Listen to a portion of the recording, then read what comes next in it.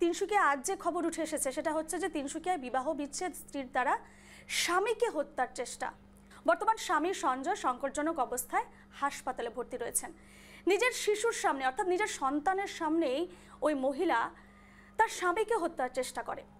ডিব্রুগড় বক্সিপাড়া নিবাসী সঞ্জয় তিনসুকিয়ার শিবধামের সামনে থাকা স্কুলে নিজের ছেলেকে দেখা করার সময় তার স্ত্রী একেবারে ধারালো ছুরি দ্বারা তাকে সঞ্জয়কে আঘাত করে এবং বর্তমান সঞ্জয় সংকটজনক অবস্থায় ডিব্রুগড়ে চিকিৎসাধীন রয়েছেন।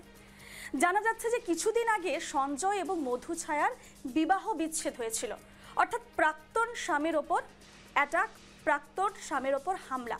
ঠিক কী কারণ রয়েছে সে বিষয়ে আমরা যাব, তবে আপনাদের জানিয়ে রাখি এই যে বিবাহ বিচ্ছেদের পর এই মহিলা তার ছেলের সঙ্গেই কিন্তু তার পুত্র সন্তানের সঙ্গে বসবাস করতে এবং আক্রমণকারী এই মহিলা তিনসুকিয়ার একটি বেসরকারি স্কুলের শিক্ষয়িত্রী রূপে নিয়োজিত রয়েছেন। এই গেল তিনসুকিয়ার ঘটনা। তিনসুকিয়ার যে ঘটনা সামনে এসেছে আজ, খুবই মর্মান্তিক ঘটনা। প্রাক্তন স্বামীকে একেবারে ছুরি দিয়ে আঘাত। কিন্তু কি কারণে তিনি এই ঘটনা ঘটালেন, কি পরিস্থিতিতে তিনি এই ঘটনা ঘটালেন, সমস্ত বিষয় জানবো। আমাদের সঙ্গে এই মুহূর্তে তিনসুকিয়া থেকে রয়েছেন আমাদের প্রতিনিধি অভিজিৎ।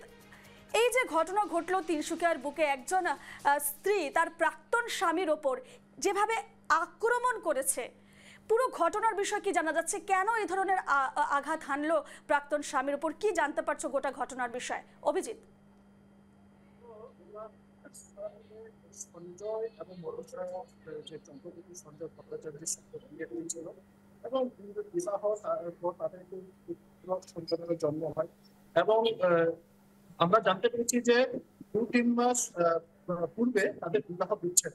এবং বিবাহ বিচ্ছেদ যেহেতু হয়, সঞ্জয় পুত্র এসে বাবা হয়ে তার পুত্রের সঙ্গে দেখা করতে তার ইচ্ছে প্রকাশ করে এবং সঞ্জয়ের বাড়ি হচ্ছে বক্সিপাড়া এবং বিবাহ বিচ্ছেদ পর মধু ছায়া চক্রবর্তী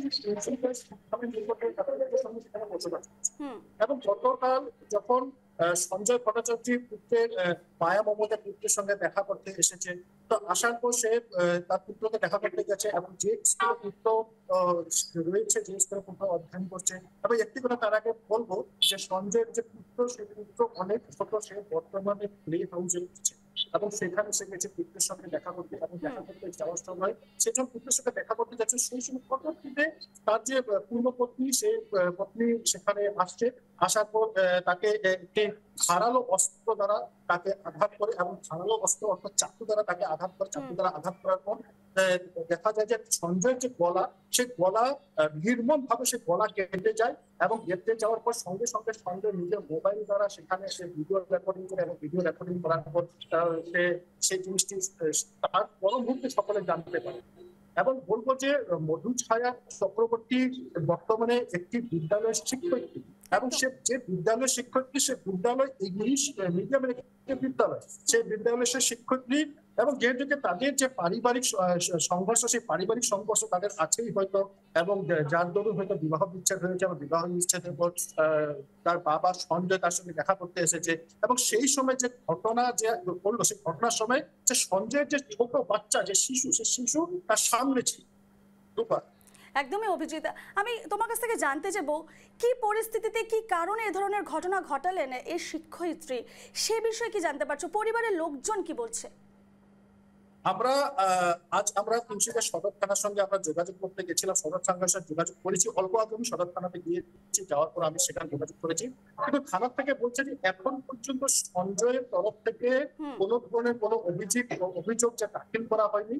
এরপর ডিব্রুগড়ের সঙ্গে যোগাযোগ করছে, ডিব্রুগড়ে একটি ব্যক্তিগত চিকিৎসালয়ের সঙ্গে সেখানে এডমিট রয়েছে। সঞ্জয়ের অবস্থা খুবই সংকটজনক অবস্থায় ছিল এবং সেখানে সঞ্জয় বর্তমানে সংকটজনক অবস্থায় আছে।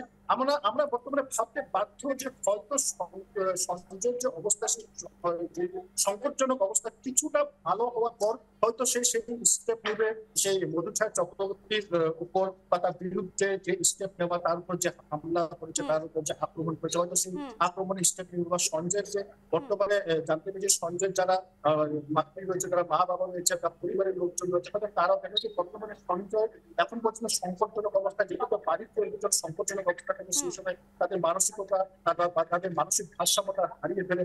হয়তো সঞ্জয়ের জন্য তারা অপেক্ষা করছে, সঞ্জয় কিছুটা সুস্থ হওয়ার পর তারা একেবারে অভিজিৎ, তুমি আমাদের সঙ্গেই থাকো, আমরা নজর রাখছি যেসব খবরে। আজ আমরা আরো প্রসঙ্গ এ বিষয়ে উল্লেখ করব।